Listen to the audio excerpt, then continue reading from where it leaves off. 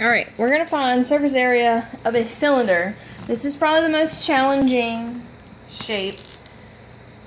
So first we need to figure out how many faces there are. Well, cylinder is a little bit different. There are 2 circle faces, and then this curved part here actually unfolds to make a perfect rectangle. So if you unfolded this shape, this is what it would look like. It would be 2 circles that are identical and then a rectangle in the middle. And if you rolled it up, it would make a cylinder. So it actually has 3 faces that we need to find the area for. We're going to start by finding the area of the circles. So you need to know your formula for area of a circle. And it is pi times radius squared. Okay? So we know pi is 3.14.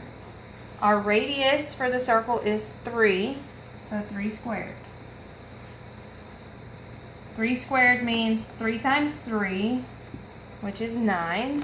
So then we're going to go ahead and work this out.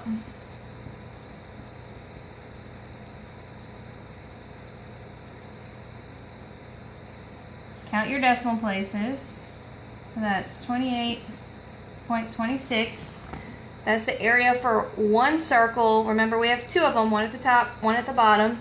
So we need to add that together twice.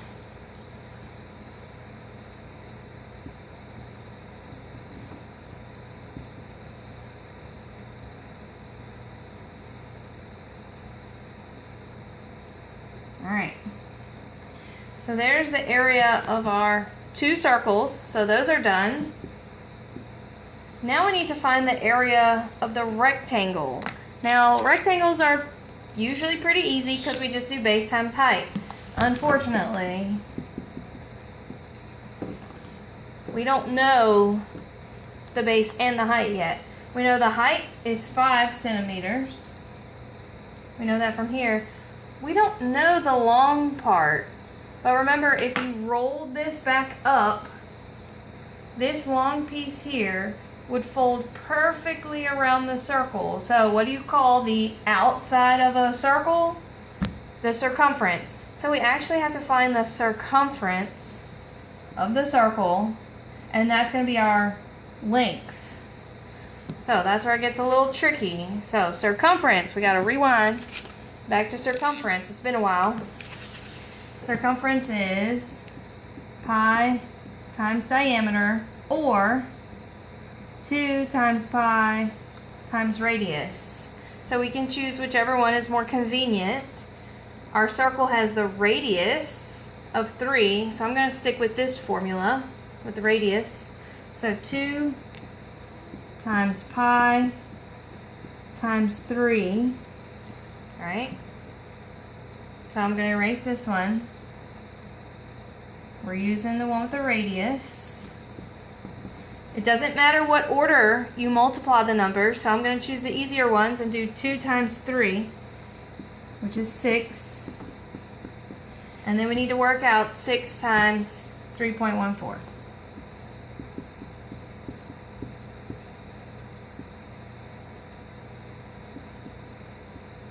All right, this is our circumference, which now tells us the length of our rectangle. So we're not done yet. Now we can find the area of the rectangle by using base times height.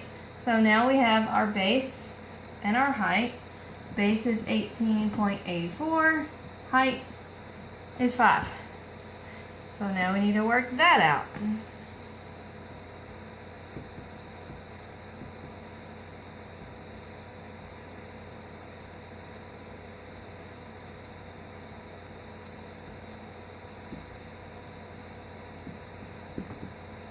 Alright, so we had 3 faces, 2 circles, so we got our 2 circles done, and 1 big rectangle. We've done that. So now we need to add these final 2 answers together to get our total surface area. This one's a lot of work. Alright, 94.2 plus 56.52. If you need to put a 0 there to help you out, do so. Alright, so our final surface area for the whole cylinder, 150.72 centimeters squared. Shoo, that's a tough one. Alright, so surface area, find the area of every single face. So cylinder has 2 circular faces, and then when you unroll it, a rectangle face. Hope this helps.